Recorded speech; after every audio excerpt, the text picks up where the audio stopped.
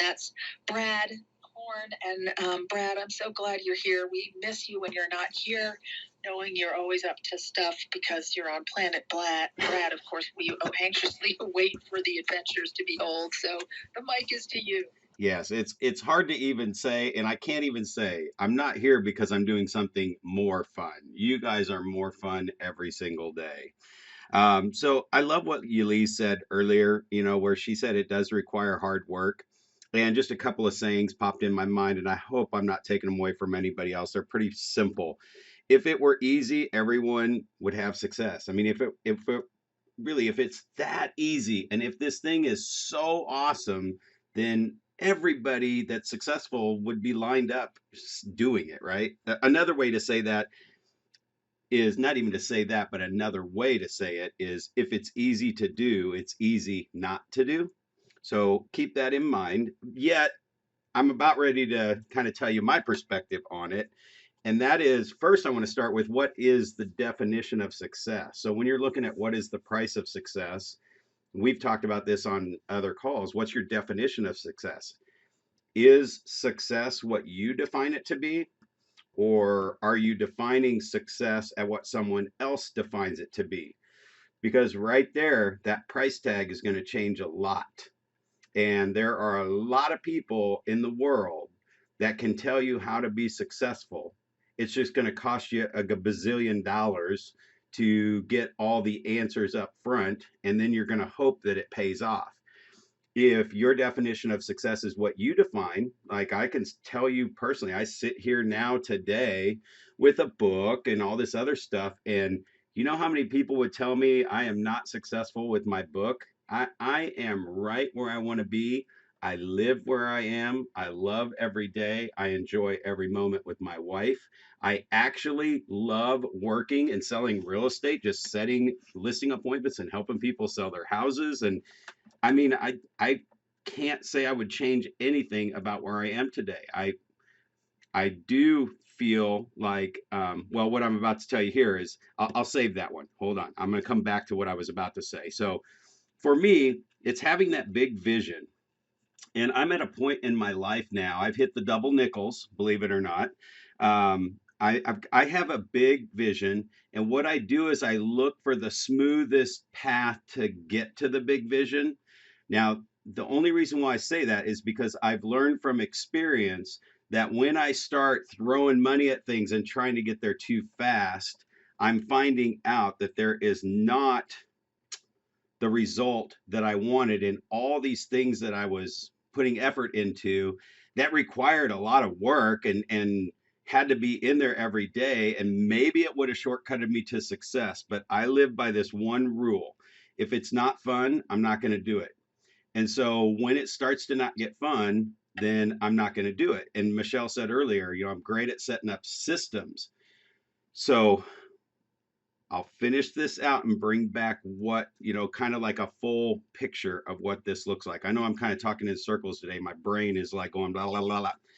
But here's the thing. Not only do I look for the smoothest path, but the thing I ask every day is, what is the one thing I can do such that by doing it, everything else will be easier or unnecessary?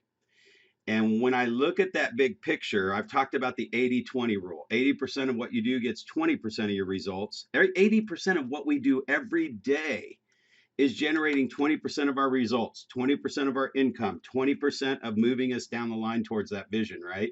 Which means that only 20% of what we're doing every day is getting us 80% of the results. So I start tracking the ROI on everything that I do.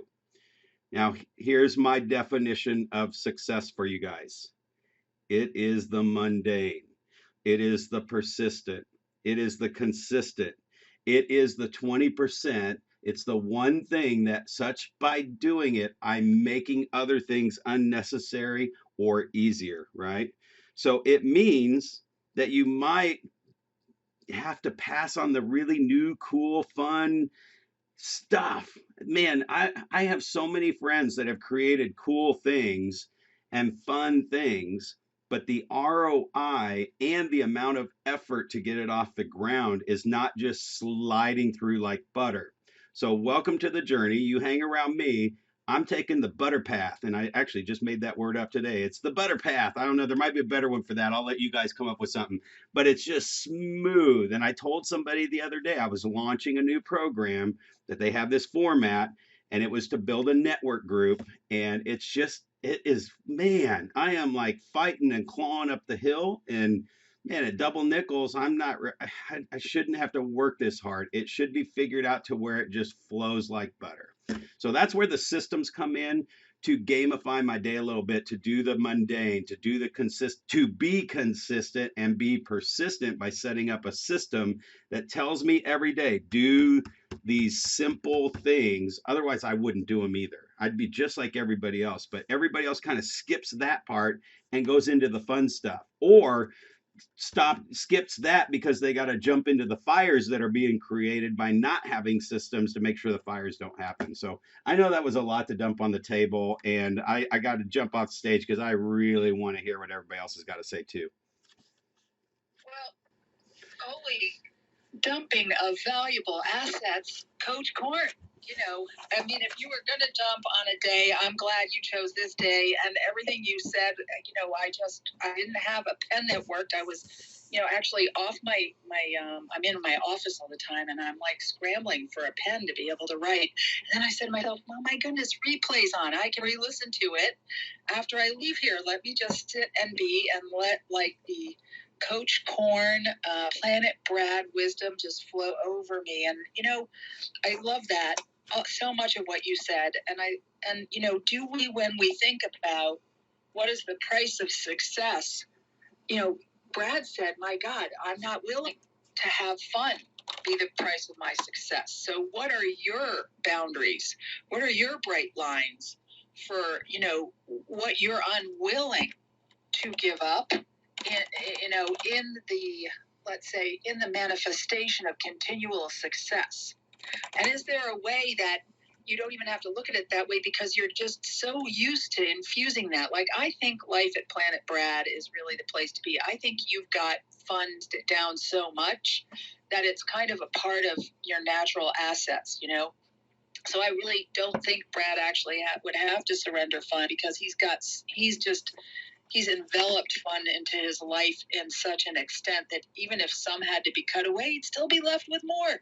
So, but you do want to look at setting up those systems, and what you said about the 80-20 and inverting it, that was massive for me, Brad. And I think, we don't just want to, sometimes we're going for success because we're looking to avoid uncertainty.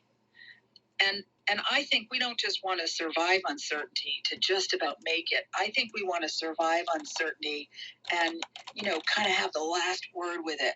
I think we just want to I think that success for a lot of people is just really manhandling and woman handling that uncertainty, how to kind of dominate it or domesticate it, kind of conquer it, kind of, lay it to rest. For some of us, it's actually a battle. So we want to look at what's our relationship to success and why do we have that relationship to success? Where's it coming from? Right?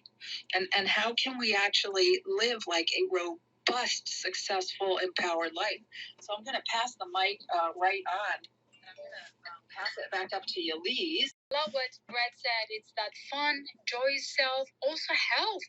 Oh my goodness. I mean, I know a lot of businessmen that are super rich, but they're so unhealthy. Or, again, I know a lot of very heightened, high level spiritual leaders, but they have this huge belly, they're obese, or they're fighting with diabetes. Success in spirit life or in material world should not cost your health.